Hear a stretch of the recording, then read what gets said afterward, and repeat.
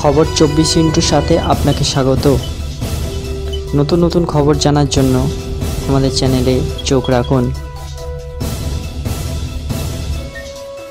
খবর 24 সাথে আপনাদের স্বাগত। দর্শক, কলোরাডো বোল্ডার ইউনিভার্সিটির সাম্প্রতিক একটি সমীক্ষা অনুসারে যা 9 থেকে 11 বছর বয়সী 10,000 শিশুর বিশ্লেষণ সামনে নিয়ে এসছে এবং প্রতিটি অতিরিক্ত দিনে দাবানলের ধোঁয়া এবং অন্যান্য মারাত্মক বায়ু দূষণের সংস্পর্শে আসা তরুণদের মানসিক স্বাস্থ্য সমস্যা ঝুঁকি কিন্তু অনেকটাই বাড়িয়ে দিয়েছে। ওনারা বলছেন, আমরা দেখেছি যে EPA মানের ওপরে সূক্ষ্ম কণার বায়ু দূষণের মাত্রার সাথে অনেক বেশি দিন মানসিক অসুস্থতার বৃদ্ধির লক্ষণগুলির সাথে যুক্ত ছিল। এক্সপোজারের বছরে এবং 1 বছর পর পর্যন্ত বলছেন প্রথম লেখক হ্যারিস স্মলকার, একজন গবেষণার সহযোগী সিইউ এর জ্ঞানীয় বিজ্ঞান ইনস্টিটিউটের সাথে উনি আছেন।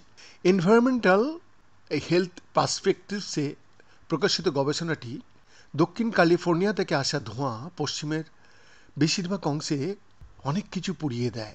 লাস ভেগাস এবং কলোরাডোর কিছু অংশ পর্যন্ত আকাশ ঘন কালো করে তোলে।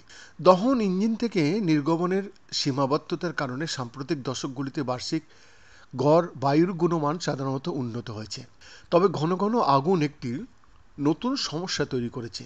দগ্ধ জিনিসের ক্ষুদ্র কণার তীব্র মাত্রার সাথে আরও বেশি দিন ওই ওরফে কণা পদার্থ বাতাসে মিশে গেছে। আমরা একটি নতুন যুগে প্রবেশ করেছি যেখানে আমরা বছরে একাধিকবার কণার এক্সপোজারের অভূতপূর্ব মাত্রার সম্মুখীন হচ্ছে, স্মোলকার বলছেন। আমাদের বুঝতে হবে এই চরম ঘটনাগুলি তরুণদের, তাদের মস্তিষ্ক এবং তাদের আচরণের জন্য কি প্রভাব ফেলছে।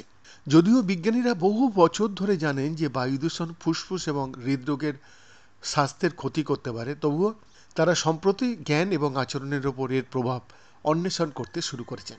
কিছু সমীক্ষা দেখায় যে PM 2.5, যেটা বলা হয় 2.5 মাইক্রোমিটারের কম ব্যাসের কণা পদার্থ, রক্ত ব্লাড ব্রেন বেরিয়ার, রক্ত মস্তিষ্কের বাধা অতিক্রম করার জন্য যথেষ্ট ছোট হতে পারে।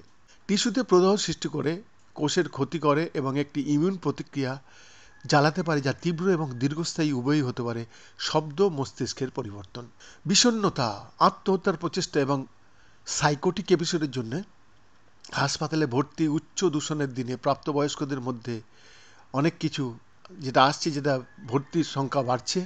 এবং যখন গর্ভবতী মানুষজন উচ্চ স্তরের কণার সংস্পর্শে আসছেন, তখন তাদের বাচ্চাদের পরবর্তী জীবনে মোটর ঘাটতি এবং জ্ঞানীয় প্রতিবন্ধকতা হওয়ার সম্ভাবনা বেশি থাকছে, গবেষণা দেখা গেছে। স্মোকারের গবেষণাটি কিশোর কিশোরীদের ওপর সম্ভাব্য প্রভাবগুলির দিকে নজর দেওয়া প্রথমগুলির মধ্যে রয়েছে, যাদের মস্তিষ্ক এখনও আন্ডার ডেভেলপমেন্ট বা বিকাশ করে চলেছে। বৈদ্যনাথ দাসের রিপোর্ট, খবর 24/7।